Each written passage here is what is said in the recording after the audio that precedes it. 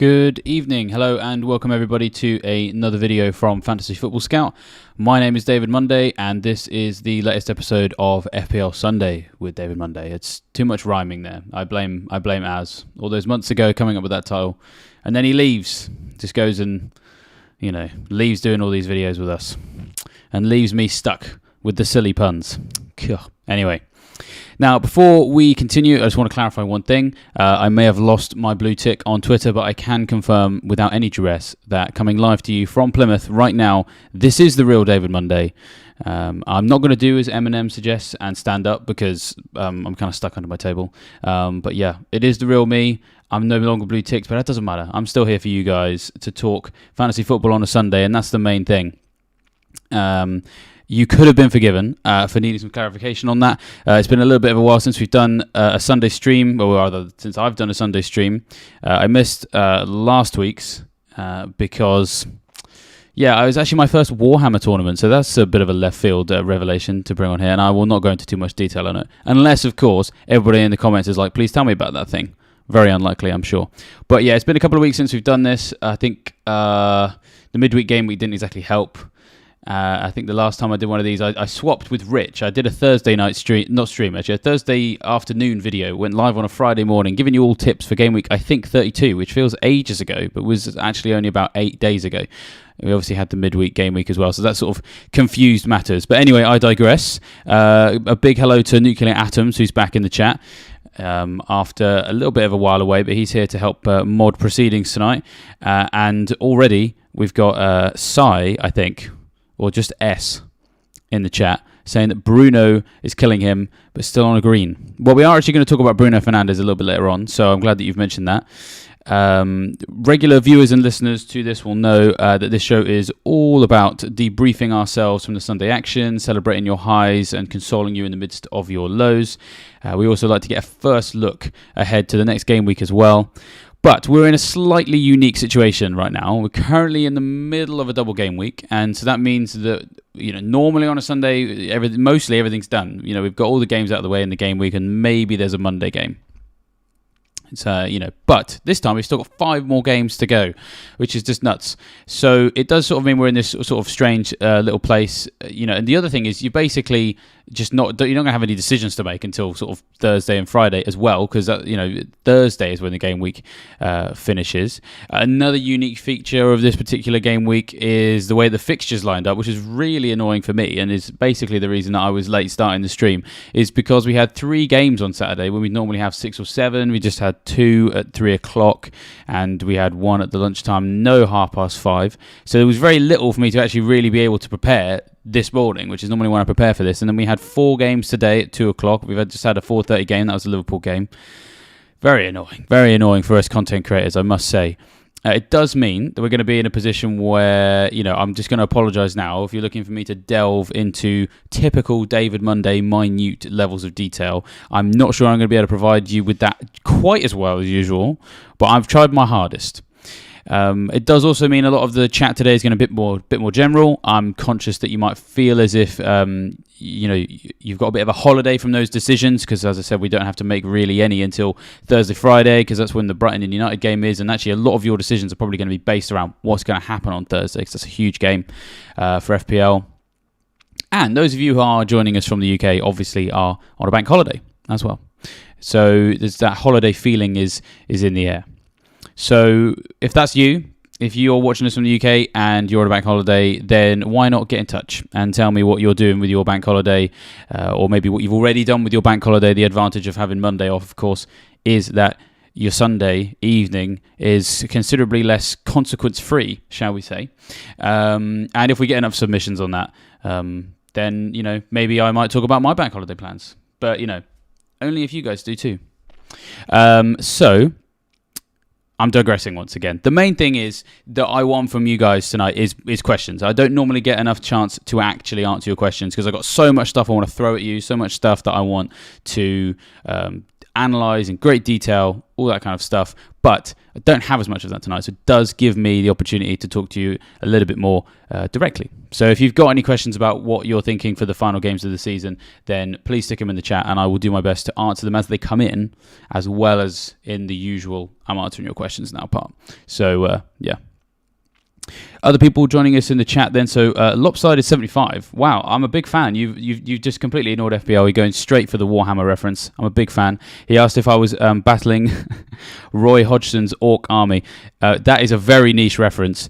If you don't get that, just Google Bob Mortimer, Roy Hodgson's Warhammer, and you will have yourself laughing for 3.5 minutes uncontrollably.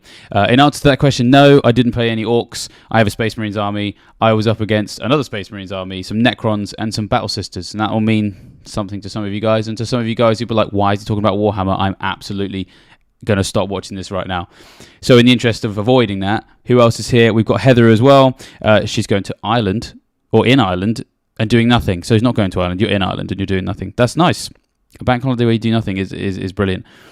And What No Graphic says, I actually saw the laser spotted, I think he means lesser spotted, or maybe I'm just reading that wrong. Maybe I need my glasses on. It does say lesser spotted. I need my glasses on. The lesser spotted Richarlison smile for the first time. It didn't last long though. That of course is in reference to the game that has just finished, the Liverpool Spurs game. I came very close to tweeting something that could have made me look like an absolute mug, because this Spurs team does look terrible for the most part, and I think we're all supposed to say that. I think whenever anyone says Spurs right now, everybody has to nod and go, yeah, no, really bad, need direction. But thing is, you look at what nearly was their recent results. 2-0 down against Man United to come back and draw 2-2. And, had they come from behind to draw 3-3 with Liverpool, which they nearly did, then it would just be a bit weird, to be like, this team is terrible, but actually getting those kind of results is pretty good. But they proper Spursed it up, didn't they? They still Spursed it up because they went and conceded. Heather also pointing out that Joe Linton killed her today and played him instead of Enciso. Oh, that's... Oof. Well, we're going to talk about Brighton too, so don't worry. We're going to talk about them too. So, yeah, without further ado... Oh, actually, no. Before further ado, I need to remind all of you that if you enjoy this video, you have to like this. That's the rules of YouTube. You have to like the video. And you have to subscribe as well. And you have to smash that bell notification so hard that every time there's a new video, that's going to ring. So, yeah, if you haven't already done that, then, yeah, sort it out. We will start what we always do, which is with Tweets of the Week, which this week are a lot of them about Brighton, and they're actually quite funny. Usually they're supposed to be, but some pretty good ones this week. So, Brighton then. Solly March has recently become everybody's favourite Brighton player, myself included. We're going to talk about my team in a little bit, but one of the decisions that I made on my wildcard was to choose him as my Brighton attacker of choice over Matoma and McAllister. And I wasn't the only one, so I think that there'll be a lot of people who will be identifying with this in particular. So Solly March in a 6-0 win, got 1 point.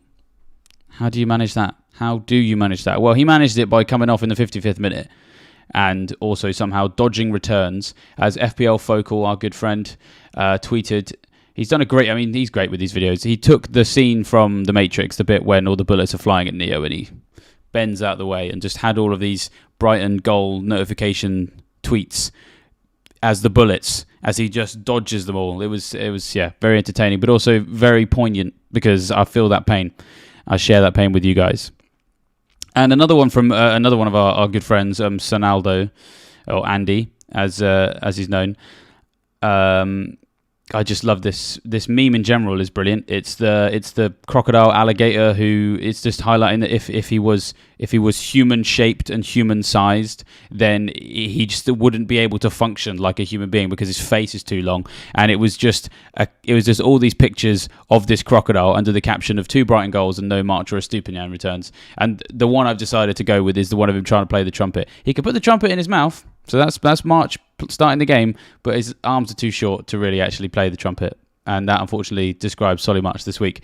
Very upsetting for a lot of us. And we haven't even finished with Brighton. There's so much Brighton to go. I think we've all very much felt left out, I think, on Saturday. So many different scorers and assisters got involved in that game, in the Wolves win. And it helped us realise two very important things about our lives. The first is that we basically need to own every Brighton player if we want to actually get the points for their goals. And so FPL Reactions tweeted me next time Brighton have a double game week. And he has basically made it so that his entire FPL team is just purely Brighton players. Although actually, my favourite thing about this tweet is that someone went into the replies and was like, mate, you're only allowed 3 players from the same team. Good reply from FPL Reactions who said, yeah, I know that, mate. It was a joke. So yeah, good tweet there. And then I think this is possibly my favourite one. I'm a big fan of FPL content that just puts it into the wider context of just being a general human being, trying to make it through life, make it from one day to the next. And we got FPL Zhu, who very much pointed out that a lot of us, we hold very different values in our lives, dear to us, compared to, say, our parents. So it's the my parents in their 20s, me in my 20s meme, where we've got my parents in their 20s with, I'm going to guess, mum saying, I think we should buy a house, and dad saying, yes, that sounds like a solid investment. Well, me in my 20s, the only question on my mind is, where are my Brighton points? Which I think we can all agree was the big question this weekend. And we're probably all more worried about that than buying a house, because that's quite difficult these days. And I'm in my 30s, so I feel the Brighton thing even harder. I feel it even harder. But it's not just about Brighton. Oh, actually, it still is. There's still more tweets about Brighton.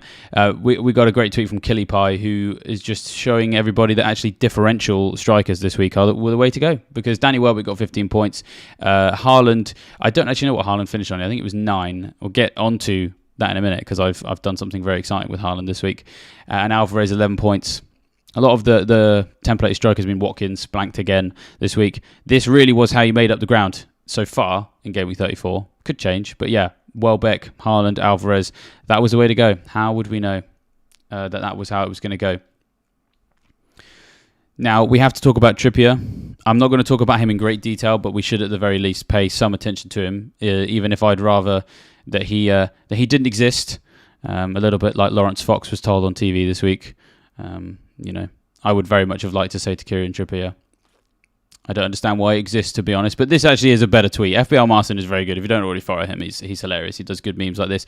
So Kieran Trippier then, so where are we up to with him now? It's now 6 successive matches without an attacking return for him.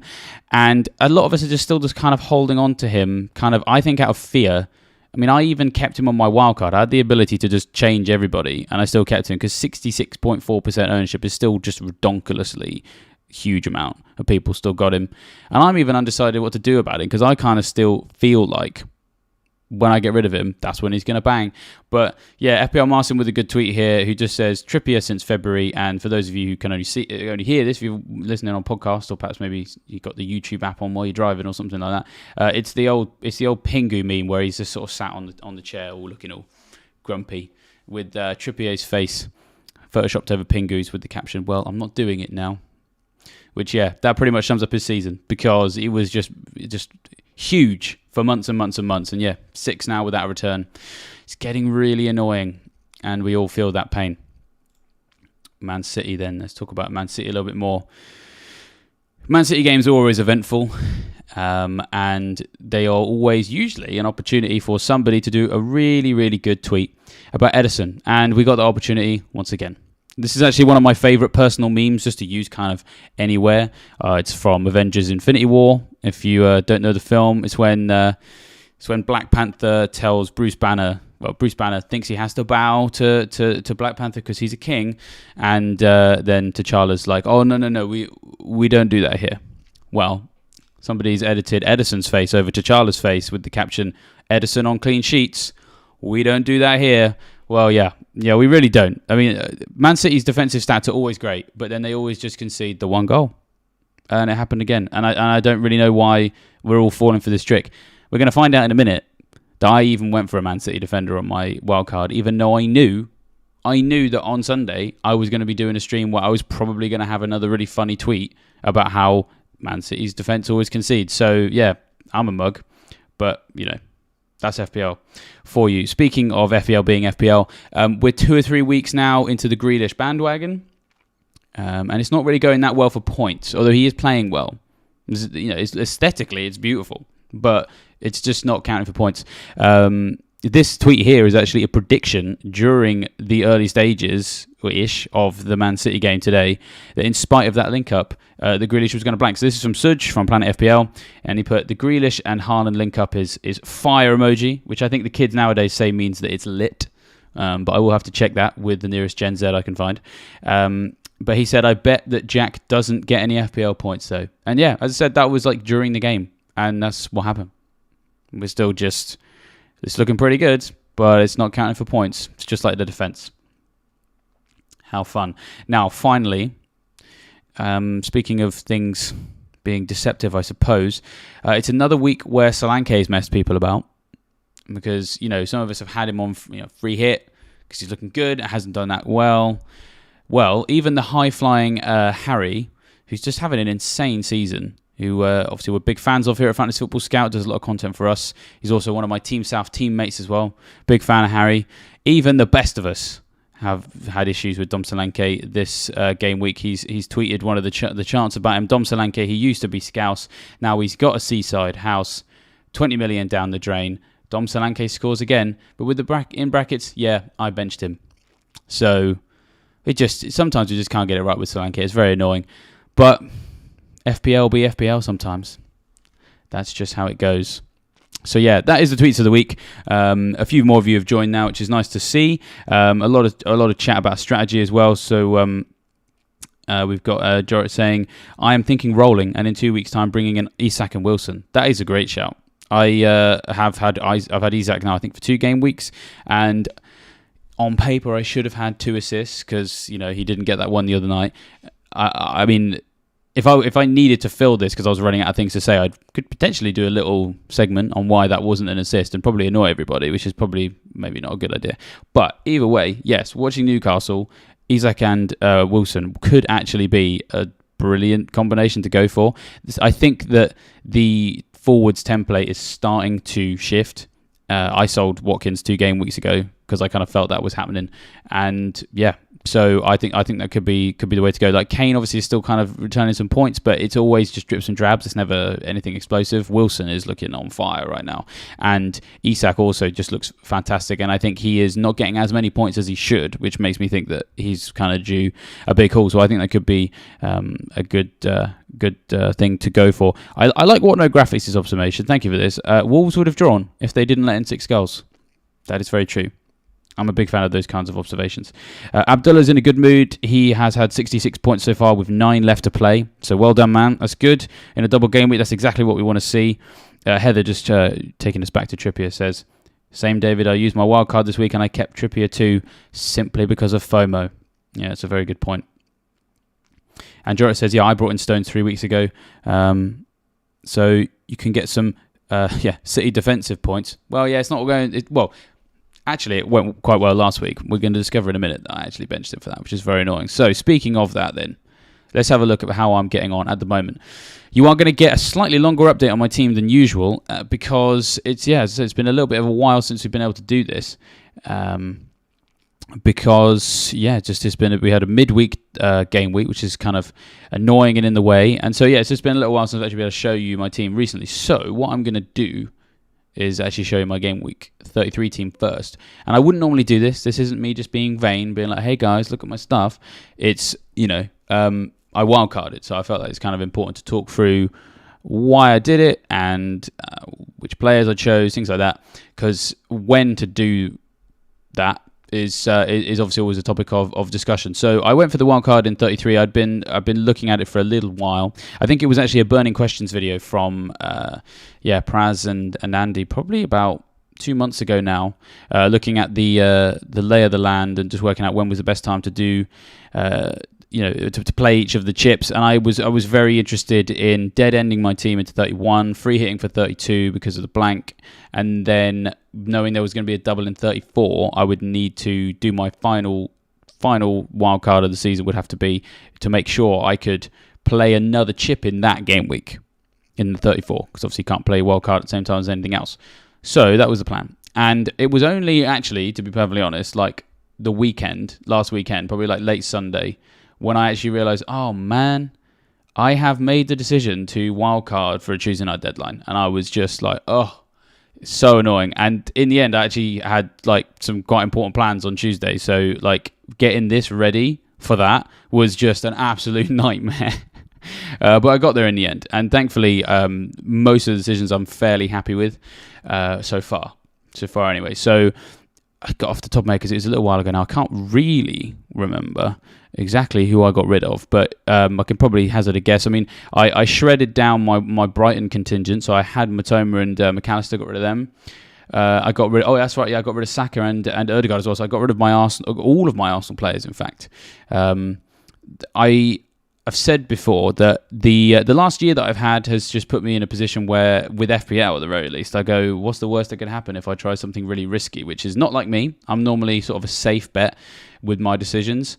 I sort of sometimes wonder if I take a few more risks, and maybe I'll do a little bit better. And this was the year, especially in the last sort of few months, where I've gone, do you know what? Let's just go for it. And if I got an inkling that something might go a certain way, even if I'm worried about a backfire, and let's just go for it. And so got rid of all my Arsenal players, slightly tweaked what my Brighton contingent was. I'm going to talk actually about Brighton in a minute, so you might sort of have an understanding for some of my decisions there.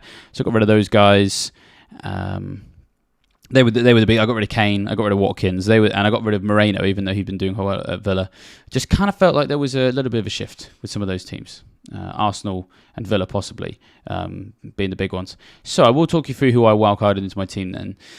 So I wanted Palace defence, so I got Sam Johnston and I got De Gea, knowing there was a double coming up. And so for game week 33, I started Johnston and benched De Gea. My defence was Trippier, who we've already covered, Estupiñán, Alexander-Arnold, John Stones and Totti at Wolves.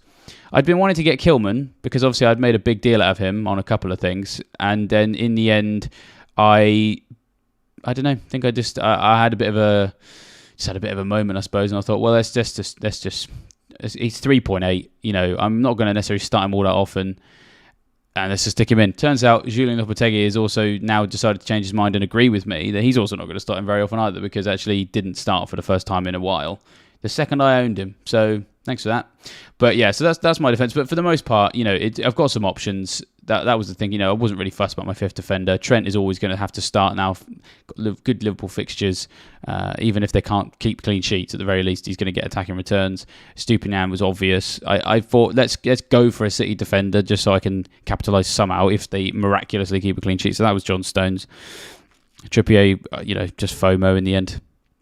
So yeah, that's the defensive options. Then in midfield, I went for Rashford. Very pleased to get him back.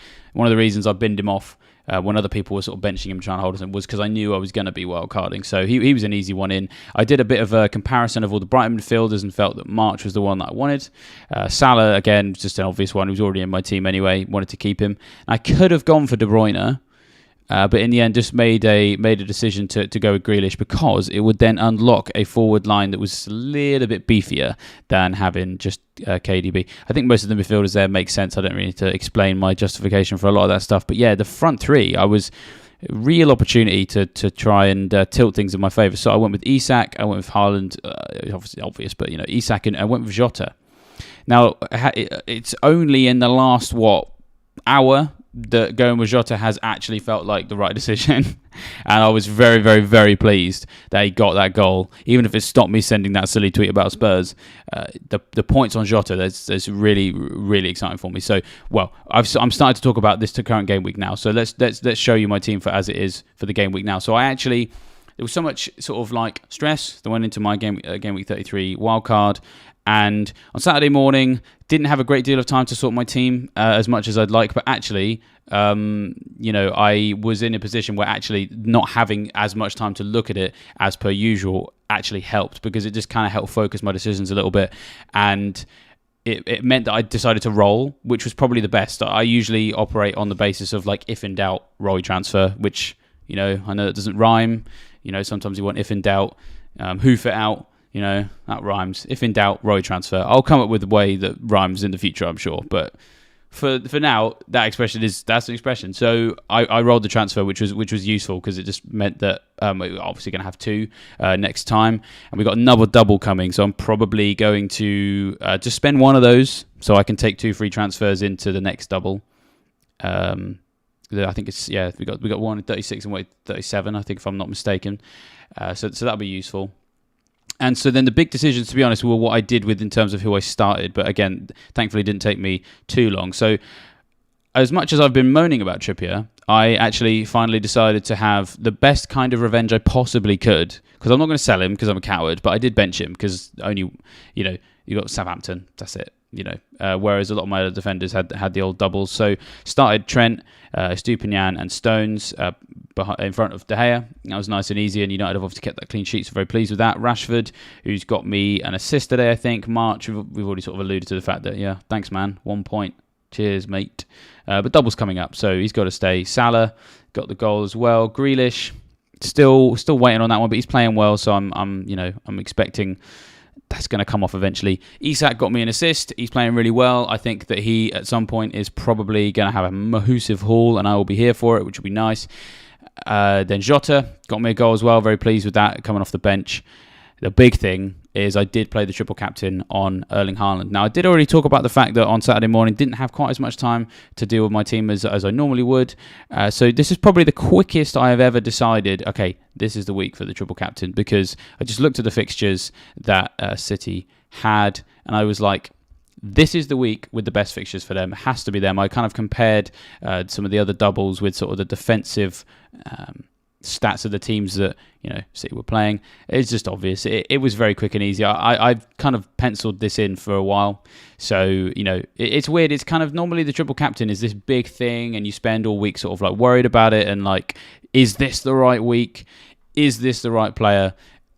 I don't think I need to go into too much detail, I suppose, about why that's not the case this time. I think some people played triple captain earlier in the season, but I don't like doing that. I always feel like you're going to get more explosive hauls this time of the season when maybe some teams are on the beach and then they concede more goals. And I'm not saying Fulham are on the beach by any stretch, nor are West Ham. They've still got a bit of work to do, but neither of them are in as much peril as they probably would have been back in January, for example. And even though we only got the one goal, I don't regret it. We still got the next game coming.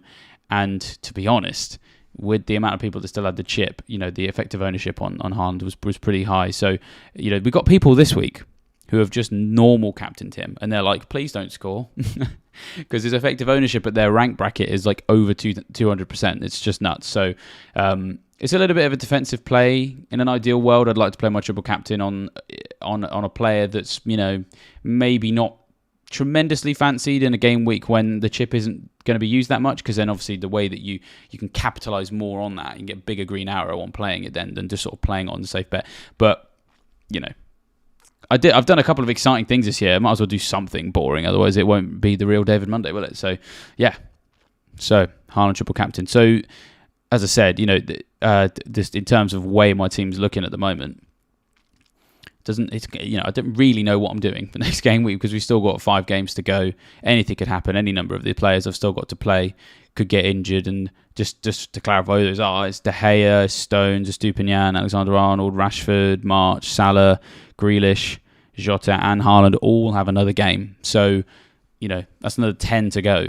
So, anything can happen really. And we're going to look at some of the final games of the season towards the end of what we're going to look at, and that might help me make a decision. I'm not sure, but it's sort of, we're in this lull period a little bit when it comes to decisions. A couple more questions. So Teza says Wilson or Jota. It's a really tricky one, to be honest, because I don't really know who is the first choice striker for Newcastle. It's very confusing. When I chose Isak 2 weeks ago, well, not 2 weeks ago, 6 days ago, in fact, but 2 deadlines ago, I felt that he had firmly established himself as a starting centre forward, and then of course he didn't start in the week, and then he did start today, and Wilson didn't start. So it's a bit sort of like, I don't know. At the same time, you could argue the same is true of Jota, although I sort of suspect the form that he's in, I think the only reason that he didn't start today was simply just because he had that injury and he needed to, get back fit, which he did. He's come on and he scored. So I do think Jota starts the next one. In terms of the fixtures, I think Liverpool have better ones. And I haven't really looked at the ownership. I can't really tell you which one is more likely to get you your green arrows. But I personally, if I was forced to choose between those two, I think I'd go Jota. I think. But it's close. And as I always say on these streams, do whatever feels right for you. as well, because if you feel a certain way one with the other, if you look at Wilson and go, oh, is he going to start every game? And then you get him and then he doesn't, you go, it should have gone with my gut. Alternatively, if you like taking those risks and it doesn't pay off, then fine. You set the tone by being a risk-taking person, so that's fine. Do factor in your own play style into some of those decisions as well. We got another question from Nuclear Atoms, who basically says, do I have a free hit left? I don't. I have already used it in 32. But handily enough, Heather has asked a question about it. It says, would you free hit it says game week 27 or 38. I assume you mean 37. I think a free hit, if you still got it, using it in either of those 2 game weeks could actually be really exciting.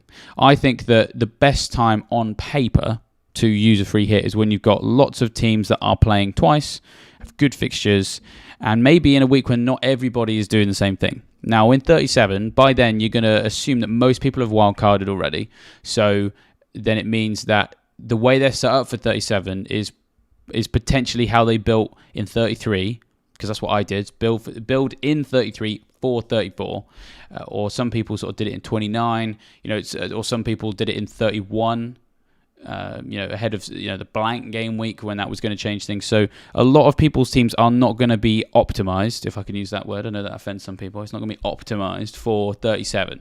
And so when you've got a large pool of people that are not optimized for the best team for specifically that game week, the free hit is a great chip to play, because instead of by that time people's transfers and loss of form and maybe an injury there or some problems they've had to solve, I would guess that the average active engaged player is probably going to be somewhere between 6 to 9 of the best players, somewhere in that little bracket, and probably most people somewhere in the middle of it, right?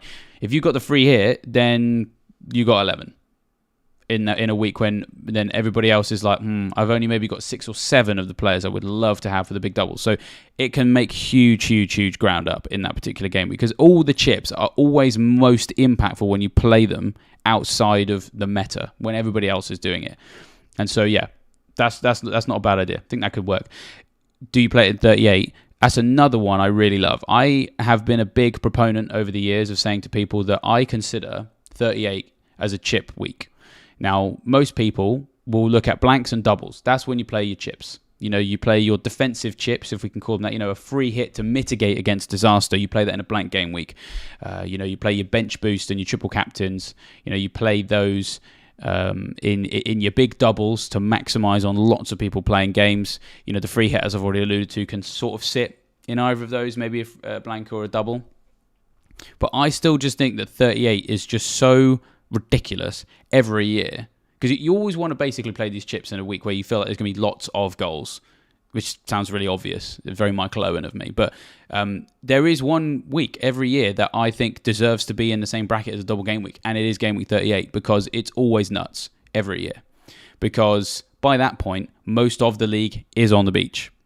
And I know that the relegation fight and the European battle they're both going on longer than I can remember in a long time, with lots of teams all involved. So potentially could create a situation whereby everybody fighting for something means we have lots of goals. Either way, it's really, really normal for there just to be stupid amount of goals. I can think of years gone by when like Andrew Robertson has played against a team that's just completely on the beach, and he's got like 2 goals and 2 assists. Just ridiculous hauls. You also have the advantage of, think about a free hit. It's 1 week only, so you get the opportunity to optimize specifically for just one game week, and you will have basically all of the information you need from the managers, because normally a lot of the managers are very coy about who's fit, who's going to play, and then all of a sudden for 38, because basically none of it matters anymore, they're very happy to just come out and be like, okay, so this goalkeeper who's been on the bench all season, we've got nothing to fight for other than just pride, and it's our last home game. So he's going to start this week. I think it was a couple of years ago when De Gea we knew he was going to be benched, because I think, was it Mourinho? Basically was just like, I've not played Romero enough, so in he goes. And so you're like, great, okay, cool, fine. Like, if I need a surefire starter, the manager has pretty much just come out and said, I'm going to start that guy. And they don't normally do that, as we know, when things count for a lot more. So that was a big, long explanation, I appreciate. But, I just also think, let's not forget 38. I have never played the triple captain on 38, but I wouldn't be against it. this City game double game week is really useful because it's just an obvious triple captain opportunity. But never rule out 38 for chips would be my advice for the final game of the season. So then, let's talk a little bit about Brighton in a bit more detail. I always use this video as an opportunity to big up my colleagues at Fantasy Football Scout, the editorial department in particular, a bunch of guys after my own heart. So Neil, of course, heading up the team with he's got Tom and Mark as well. They do some great work. So before we get into Brighton in a bit more detail, I will obviously just point out that I got a lot of this information from their Scout Notes articles, which go out on Saturdays and Sundays with immediate reflection on the biggest fantasy football talking points. So if you head to fantasyfootballscout.co.uk, just have a look at the most recent articles, you will find a lot of this information there. And I would love for you guys to go and check that out because it's great content and it deserves to be read by as many people as possible. And it could be you. So head over now. In terms of Brighton then, so they're the focus, obviously with their 6-0 win over Wolves, and a lot of their players not doing as well as we wanted them. But we got this catch-22 right now, where their fixtures are so good. They're top of the fixture ticker on Fantasy Football Scout. They have got 6 games left to play in 4 game weeks, which normally makes you go, "Oh, here we go, some juicy points on the way." But there's a big but here. The Wolves game has kind of made everybody a little bit nervous that possibly all of these games might mean that we're going to have a ton of rotation, and that's going to create a situation where our guys aren't going to play. And that's exactly what happened on Saturday, of course. So Matoma, March and McAllister combined for just 3 points, which is just ridiculous. How that happened, obviously, was Matoma and McAllister didn't start. March started but only got 55 minutes after other teammates getting involved in things, and it was Welbeck, Gross and Undav, which is just, that's when the fantasy football gods are just taking the mick, isn't it? They all got 2 goals each. Julio and Ciso, 4.6 million forward, he got 2 assists. Billy Gilmore, 4.2 million midfielder, played really well as well.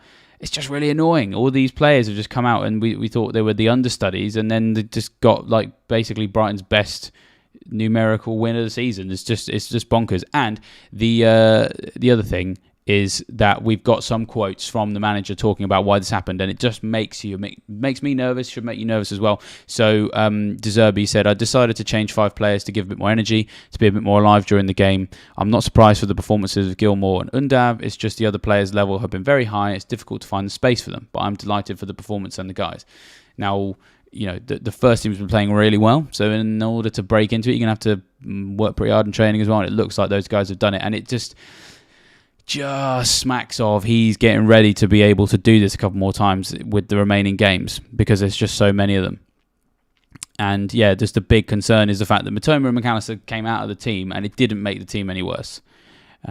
And it also makes you think, if you've got March as well, he started the game and he came off in 55 minutes, so fingers crossed he's brought him off because he wants him rested and ready to start the next one. But it just makes you go, he started that game, Matoma and McAllister have had their rest, and maybe it could be March next time. So it's all a bit worrying. And the other quote from him as well is that he described this win over Wolves as possibly his best game as a coach. So he's very full of himself. He's very pleased of the results he achieved by benching all of our best players. He said, "I'm not surprised. I love my players and it's an honour to work here. The level of the players is fantastic. I think today was my best game as a coach, but now we have to prepare for the next game. We deserve to achieve our target to finish in a European spot." So he's very happy. He's very happy with how things went. And it's just, very annoying. So the important thing is we got to make the most of this. We've got some things to look at to try and make sure that we are set up as best possible for the best Brighton players for the games coming up. Which, if you weren't already aware, in 35, it's Everton at home. In 36, it's Arsenal and Newcastle both away. In 37, it's Southampton and Man City both at home. And then it's away at Villa on the last day of the season, which could be a cup final in many respects, because those two teams are both pushing for Europe. So some big games coming up. We know they're a good team, but the fact they're a good team isn't good enough. You need to know which of the players you want to own. Now, one player who I think we know is done, possibly, as a fantasy asset, is Alexis McAllister. We actually touched on this a couple of weeks ago, and I'm glad that we did, because at least for my sake, I'm being somewhat selfish there. Because I sold McAllister on my wildcard for this very dynamic. So the bad news for him is that Joel Veltman, the right back, he was only just back. and he picked up another muscular injury. So it meant that De Zerbi had to do what he did before, which was because we hasn't got Lamptey either. He's still injured, so he had to push Gross out of central midfield into right back, which is a position he's filled before, and he's very capable at it. So he's very happy to do it again. And so then that meant that moving Gross from there to the right back position meant that somebody had to fill in the deeper midfield role. And once again, that man was McAllister, who was number 10, then got pushed back down into a deeper midfield role. And it does really affect his goal threat. Now, I have here some screenshots of an article that is from before the deadline, so it doesn't actually factor in data from the most recent match, but I can confirm that these general trends, because I've had a brief look at them today, these general trends did continue into this most recent match when McAllister moved into that deeper role. And yeah, we're just in this situation where when he does play deeper, it is damaging him. And it's important to assess that because, for example, Bruno Fernandes recently was moved into a slightly deeper role for United, but was still creating loads of chances and still acting like he was a very viable asset. Now, the way around I've got this data is, as I say, it's from Neil's brilliant article about does McAllister's position affect his FPL output? And basically the answer is yes. Yes, it does. And it's the data I'm using here is showing he was in the deeper role between game weeks 9 and 21, and then he was in the more advanced role, so the 10 from 23 to 30, and that's on the right hand side. And then, as I said, these general trends of it's peaked and troughed. Well, actually, it's the opposite. I think it's troughed and peaked because we had 9 to 21 is the trough of him in the less advanced position. We had the big peak of him doing well for 20, 30, and then he's back down in that other trough again because he's been forced into this deeper role a little bit more. So between game weeks 9 and 21, he was averaging 0.5 penalty box touches per match, and then in the period where he was playing in number 10, it's 4.4. So huge improvement there. Goal attempts went from 1.8 per game to 4.0. Shots in the box went from 0.2 to 2.4 per game. And his shot accuracy went from 40% to 43%. His goal conversion went from 5% to 9%. So mild increases in the accuracy because he is actually quite good at having shots from range. But yeah, he was having more shots closer to the box because he's playing number 10. It seems obvious, I know, but sometimes players can actually benefit sometimes from dropping a bit deeper, and obviously that's not happening here. His ability to create chances also went up as well, and so that's obviously going to be dwindling from him dropping. So 0.3 through balls per game to 0.5 through balls per game, depending on whether he's playing in the number 10. And then his big chances 0.1 per game to 0.2. So again, it's only a mild difference, but it's still there, and the attacking returns just aren't coming anymore. So unfortunately, I think a lot of us may have worked this out already, but it's worth just testing it with the numbers. I think McAllister's time as the option is up, and these sorts of things were why I went March over McAllister on my wildcard, to be honest. We should talk about Estupiñán. He's nice and easy, to be honest. He has been threatening returns for a long time, and what you should know if you didn't watch the game is that actually I think he got 9 points. Could have been a huge haul because he had two really great chances in the middle of the box. His positions are just getting ridiculously good. So if you're preparing for Brighton and these doubles coming up and you don't already own Pervis Estupiñán, I do think that it's easy. Get him now would be my advice. Now, we should also have a wider look at the Brighton attackers in particular, because if you want Brighton defence, then Steele and Estupiñán is pretty solid. I only want the one, to be perfectly honest, but that's just my own personal preference. So effectively, defence is covered. It's the attack that we really need to get right, especially if there's going to be rotation. We really want to be sure about who we've got.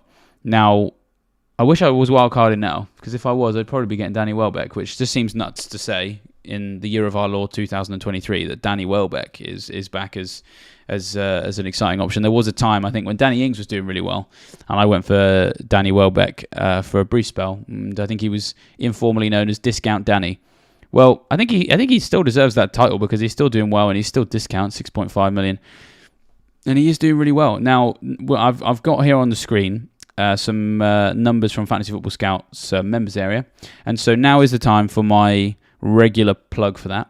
So if you're fed up of me plugging the Fantasy Football Scout members area, this is the wrong place for you. It's a fantastic space with tons of tools helping you achieve much greater things as a fantasy football manager. My best years as a fantasy football manager have always been when I'm extensively using the Fantasy Football Scout members area. Famously had my 3 highest ever finishes during my 3 years as the editor, because I basically spent 8 hours a day inside this members area. And so if you too spend 40 hours a week inside the Fantasy Football Scout members area, you're going to become a much better fantasy football manager. I don't know how much your line managers at work will be happy about that, but you know, you're going to get green arrows. So if you don't already have Fantasy Football Scout membership, do head to fantasyfootballscout.co.uk, click on members benefits up the top, look at all the amazing things you're going to get, and sign up. And speaking of those amazing things you're going to get, here is Brighton's attacking players over the last 4 matches for a number of key stats. So we'll start off with shots then. So for everything I've just told you, McAllister is actually top for goal attempts among all Brighton players in the last 4 matches. Now, some of those have been in the number 10. Some of them haven't. Looking at the way things are going, it's likely that he obviously will not be playing in the 10 much longer, because Veltman's injury is muscle related, so you know it's not going to be a short comeback, and lots of games means lots of games coming up, short deadlines in terms of making decisions and getting players in. So likeliness of him playing number 10 is quite low, and it's still, I think, fairly key that actually when you look at only 6 of his 15 shots have actually been in the box, it does actually make Welbeck a considerably more exciting option. Now, he's played 204 minutes in the last 4 matches, but he himself has only recently come back from injury, so I do think over the next 4, that is going to be a higher number. I think he's getting to the point where he's possibly undroppable as well. He's had 13 shots in that period. Now, 11 of those have come in the box. So he is shooting in absolutely the right places where you want to see it. 2 big chances, 5 on target.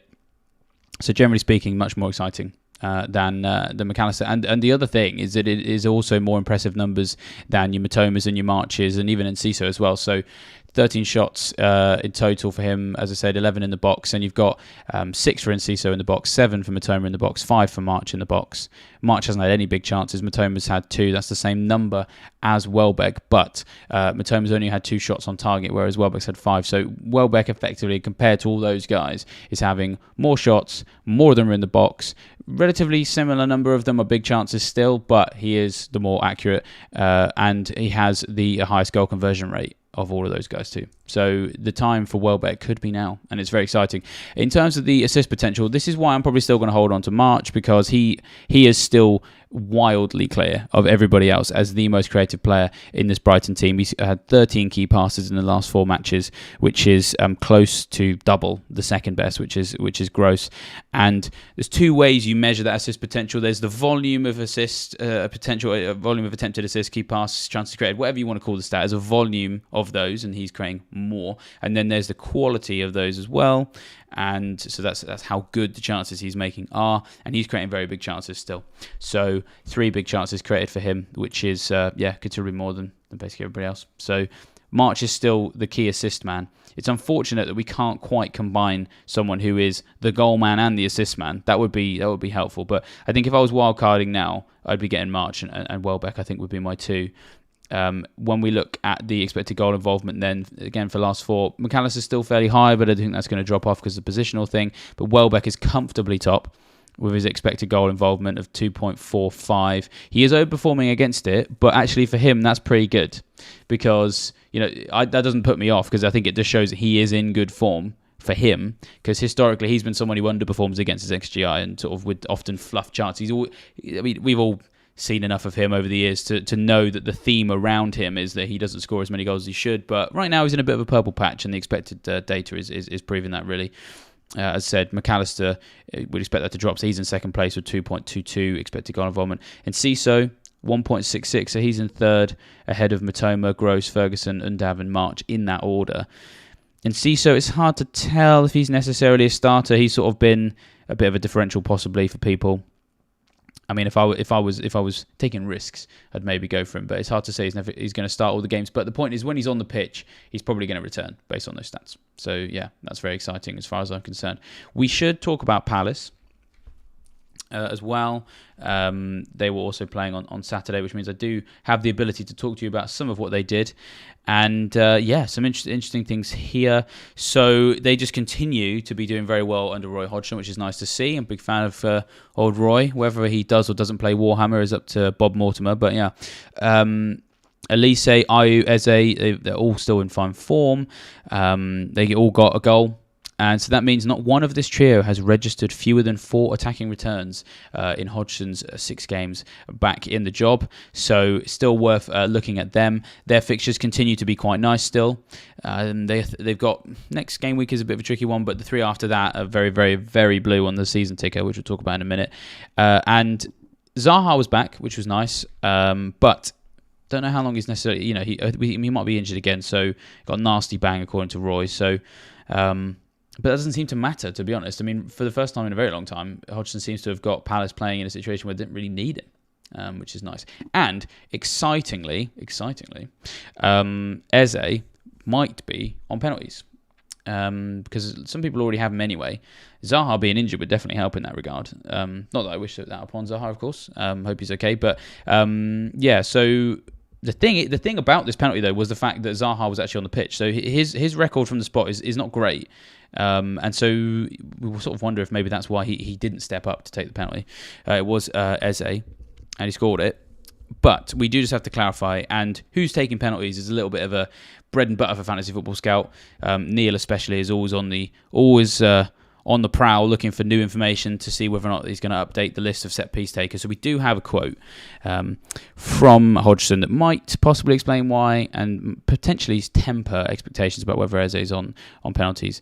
Now, it turns out this Zaha injury was one that he sustained in the game and he tried to run off, and then he came off with 10 minutes ago.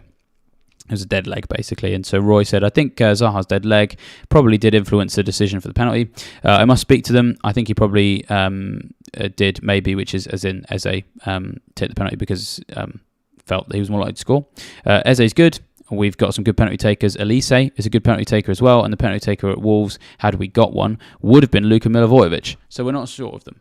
I still need to speak to them on Monday and find out what went on between all the players in terms of how the decision was made, but I was pleased to see it. So, a couple of things in there. Roy is not in a position where he's like, that guy there is the penalty taker and I don't care what the players think. Because you get some where that's just pre-booked and then the second a penalty is awarded, just the whole team just knows it's, Joe Bloggs or whatever. And then sometimes, which we've seen it at City, haven't we, where the managers sometimes let them work it out between them. It sounds like that's what happened here for the Palace game. Roy's going to get involved somehow, and we'll have to see. So, yeah, it's exciting because maybe Eze's going to take the next one, but we just have to temper that with the fact that Roy is very much sort of playing it down. So, yeah, that's worth noting. We're just going to briefly talk about Brentford before we come to some more of your questions. Interesting thing about Brentford is that they have finally done the impossible for them, which was basically winning a game whereby they had more possession than their opponents. So they have frustrated us at times, I think, this season, Brentford, because they tend to do what Tony especially tends to do well when we've sold him ahead of some difficult fixtures, and not do as well when they have the good fixtures. Well, if you weren't already aware, Brentford just were a team that always did much, much better when they didn't have the ball. So Jay Harris on Twitter made us all aware of that, saying Brentford have not won a game. This was tweeted before the game. So Brentford have not won a game this season when they have had more possession than their opponents. They have had about 64% of the ball so far against Forest. It's a very different sort of challenge for them today than against Chelsea when they had 27%. And then when they'd won the game, he quote retweeted his own tweet and said, "Mission complete, just." Because, of course, they left it very late, didn't they, Brentford, to beat Forest. And so, yeah, a note to all of you when assessing whether or not you want a Brentford player, check the season ticker and then put it upside down. And that will tell you whether or not you want one of their players. I am just going to come to a couple more of your questions before I go over the season ticker and some of the nice tables, which could help you capitalise on that in a few minutes. Nuclear Atoms would like to mention that De Zerbi goes full Fiji. Yeah, he just basically goes a bit bonkers on anyone whenever he wins. So it's always difficult to know exactly how to interpret what he says after games, because he's nuts. I love the guy. He's just a very exciting addition to the Premier League. Ryan asks, on a slightly more serious note, who's more essential in your opinion, Trent Alexander-Arnold or Stones? Considering the extra fixture, I'll probably need to take another hit for Trent. So I'm going to assume here, in the context of this question, that you can only have one of them. I think Trent is the way to go. Personally, I think City do have those extra fixtures, but if I'm being honest and I had to sort of pick one of the who's most likely to start, I would go Trent. I think Stones is pretty locked in, but he plays for Pep. So it just means that if you're doing it like on percentages, you'd say Stones has got like a 97% chance of playing all those games, whereas like Trent has a 100% chance of playing all those games. So wins out there. Trent is playing in this new advanced role now, which we've covered a few times before on some of these videos. If you haven't already checked out some of the content that Scout have done on it, then do, because it is very enlightening. His attacking potential in recent games is great. So he now has 5 assists in his last 4 appearances, and actually it's 6 assists in his last 5 actually. So between game week 30 and now, 5 points against Arsenal, 9 against Leeds, 5 against Forest, 5 against West Ham, 4 against Spurs.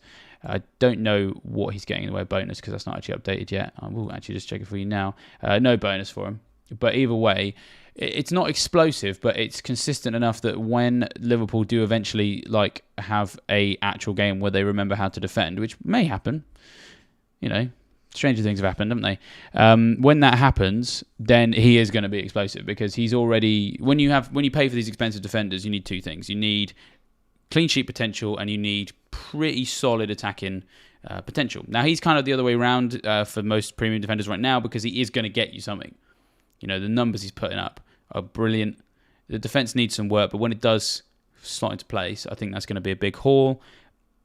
I don't think Stones is a bad option. I obviously own both, so I'm technically literally the worst person in the world to answer this question, because I have both. But you know, you wouldn't be looking at Stones in the same breath really as Trent in terms of that attacking potential. And well, yeah, we've already sort of made a little bit of a joke of the fact that they're not keeping clean sheets as often as they should do. So I do think that Trent would be the one to go for there.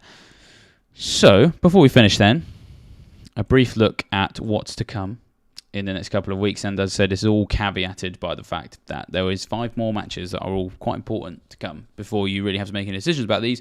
But sometimes it's good to put yourself in a frame of mind where you're preparing for what is going to happen. So what I've done, I've taken the season ticker from Fantasy Football Scout and sorted it by attack potential and defense potential for the final 4 game weeks of the season, and pulled out the top 6 teams for each of those and confirmed some things that we already know, and just puts a couple of teams in that maybe we weren't necessarily thinking about as much as maybe we could do. And so Brighton, obviously top of both, and that's purely based around just, I think, the sheer mathematics. They've just got more games, so you can't really look past Brighton. You're going to have to invest somehow. I've gone with 2 players for now, but I may well have 3 by the time those double game weeks roll around. If you are only just joining us and you want some information on the best Brighton players to go for, then skip back about 20 minutes and we got some good numbers there. And keep an eye on Fantasy Football Scouts articles this week, because they are bound to have more analysis of Brighton.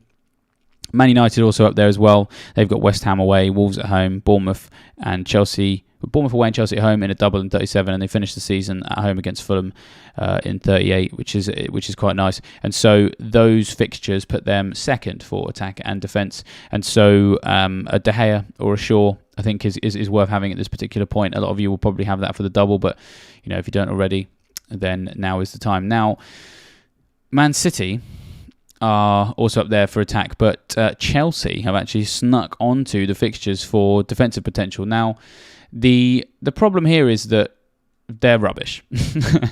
So actually investing in these teams is a bit like, do I really want to do that? But I always just like to keep myself aware of this. Now, I do think that there's probably only one game in that last 4 where I do think Chelsea have a chance of keeping a clean sheet, and it is Forest at home in 36. Now, if you are unlike me and you've already, like, your wildcard was ages ago, and you still have Kepa, and you're thinking like, what do I do with him? Well, maybe hold him for 36. I know that Brighton have a double, and Jason Steele would be pretty good in that particular game week, but realistically, I don't think Brighton are going to keep a clean sheet against Arsenal or Newcastle. Whereas you could be looking at a tidy 6 or 7 pointer for Kepa against Forest. In all likelihood, what's going to happen is you're going to start your Brighton goalkeeper in 36, and he's going to get 3 points, and you're going to bench Kepa, and he's going to have like 9 points. We just know that's going to happen. That would be so FPL, wouldn't it? But you heard it here first. That's going to happen because Chelsea have a decent fixture in 36. But yeah, just to finish off the attack potential table, then Newcastle, Chelsea and Liverpool are all up there as well. So their teams potentially look out for those final game weeks of the season. And another team that has snuck into the defensive potential but also quite terrible is Spurs. So what it really serves to highlight, I think, with the defensive season ticker is that if you're looking at your defenders and going, I don't really like any of them, well, that's understandable because, the defensive, the teams with the best defensive games left, Brighton, United, sorted. You need one of each.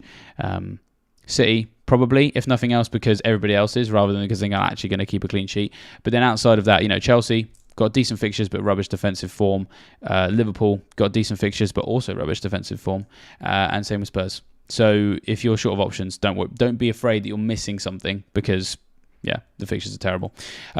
Finally, then, the Captain Sensible table, which I'm a big fan of. I'm just going through my two favourite stats when picking my captain, but obviously that also helps for who to sign as well. Shots on target is something I'm a big fan of, so just going to run through the players that are accurately shooting. And there is one winner here, a player who I'm a bit nervous about not owning, because he's doing pretty well in both tables, and he's already been mentioned by the chat fairly recently. So, Haaland, just obviously top for shots on target in the last 4 matches, but we've got Rashford, Bruno Fernandes, Havertz completing the top 4. And so, if you are looking for a serious differential, I'm not saying do it, because it would be a bit nuts. But the stats on Havertz aren't bad in terms of he's getting lots of shots, 14 in the box, 4 big chances, 8 on target. Expected goal involvement of 3.26 because he's played 7 key passes as well, I should say. His goal conversion rate is very low, so you are waiting on him to improve his accuracy and finishing. I think are slightly two different things, because on target but straight to the goalkeeper isn't quite as good as on target and in the top corner. So he's got to work on that. But I don't think you won't get laughed at too much if you try Havertz for the last 4 games of the season, because fixtures aren't bad, and at the very least he's trying, which is important. Callum Wilson, we touched on him before as well. So to give a more specific answer on Wilson versus Isak, just for sheer volume of numbers, Wilson is doing pretty well for the shooting, especially 9 in the box, 5 big chances, 7 on target. That puts him in the top 5 for shots on target. So that's a good volume of accurate shots there in the last 4 matches, from the fact that he's actually only played 196 minutes. So I already alluded to the fact that is he definitely going to start every week? What's the thinking there? How does that impact our decisions? Well, actually, kind of looks like it doesn't matter, to be honest, because despite him not necessarily starting all the games, he's still getting shots in the right places for the right level of volume, that he's getting the points. We're seeing it translate into points. So I think Wilson is very much worth a look if you don't already have him. I do just also want to point out Jota, who possibly is in a similar situation, didn't start today, but got the goal. His numbers are also very good as well. 11 shots in the box, 7 big chances. 7 big chances is the joint second best in the league. So the only player in the last 4 matches to have been afforded more big chances than him is Haaland. So he's keeping fine company. 6 of those have been on target. He's a very patchy player. We've all gone through spells of owning Jota at various points in his Premier League career. And we will know that there will be times when he isn't doing much for you. And then there'll be times when he is just so on fire that, you've got to pick it up like it's hot rather than drop it like it's hot. You've got to get him now. And so I think he's in one of those patches now. And the best number that I think backs that up is the fact that his goal conversion rate right now is 45.5%, which is pretty big. It's not necessarily sustainable longer term, but the point is so we know that with Jota that's how he rolls. He goes through little spells every sort of few months, if he's fit, where he goes on sort of like 6 or 7 game runs where he just finishes every single thing that gets put in front of him, and he's doing that right now. So I'm biased, he's in my team, but he's in my team because I think he's good. So I think if you haven't already got him, he's worth a look. So I did promise you a big winner of these 2 tables, and a player that I'm nervous not owning. That is Bruno Fernandes, who possibly is actually a better option than Rashford now. He's more expensive, so you'd have to fork out, obviously. But he is doing very well for shots. So it's the usual for him. There's lots of shots, but not that many of them are in the box as you'd like. But there's still a decent number, so 9 in the box, 3 big chances, 8 on target. But the big one is just, wow, big chances created. I'm a huge fan of this. You've got key passes in terms of how often someone is creating chances, and then you've got big chances, which is how how good the chances are when they're made. And 7 big chances in the last 4 matches that he's created is just a huge number. I mean, that's like on average, really, when I'm doing these tables, looking over the last 4, your best ones are going to be looking at 4 big chances created per game, something like that, per 4-match period, that kind of thing.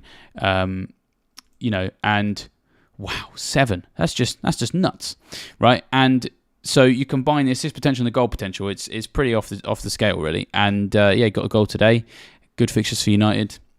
He is a player I'm worried about not owning, and I might move heaven and earth to get him in just to capitalise, because he's not in as many teams, to be honest, as you'd maybe expect, because a lot of people are in on Salah and on Haaland, and then Trent as well, which just makes it very difficult to have a threemium set up, which I think is the official expression. So if you can make it happen, I think it's going to help you with some green arrows, because I don't think he's going to be in as many teams as people like. People want to have him, but they're like, can't quite squeeze him in. So I think he's going to be worth looking at. And just further confirmation on, we were talking about Trent versus Stones, weren't we? 5 big chances created for Trent in the last 4 matches. So only De Bruyne and Bruno ahead of him in that stat. So he is the defender you want for attacking returns. So the numbers he's been putting up in terms of the points he's been getting, very much sustainable according to the underlying data. So yeah. So we don't have too many questions today. I appreciate this. We have slightly fewer people in today because we in a position where we're sort of halfway through the game week and there's not too many big decisions to come up. And it is a very lovely bank holiday weekend here in Plymouth. It is very sunny here in the southwest. I wonder if it's potentially the same where you're watching us as well. And I don't blame you at all if you're not actually even here to hear me say this, because it's very nice weather outside and you're enjoying that instead. The handy thing for people like that is that you can rewatch this video back whenever you like. This video will remain largely up to date, I suppose, in and amongst the midweek games. There will become a time when this video is completely out of date and consigned to the annals of history. Thankfully, it is not now, so you can always go back and watch it if you miss some bits or that sort of thing. Thank you to everybody who did join us. I think it's good to see Nuclear Atoms back. Missed you, man. Good to have you back. If you haven't already liked the video, let me pop the little widget on again. There we are. There it is. That's how you do it. Like the video, subscribe to the channel, hit the bell notification so you don't miss any more videos like this. And yeah, plenty of content coming up this week. There's lots of games on, so the videos will be sort of slotted in and amongst it, but be a Scoutcast. You'll have a team news as well, the big 2, burning questions. All the usual staple stuff that you need to make the best decisions will be coming your way on Fantasy Football Scouts YouTube channel this game week, as it always does. And with that, I wish you green arrows for the rest of the game week, and I will see you next time.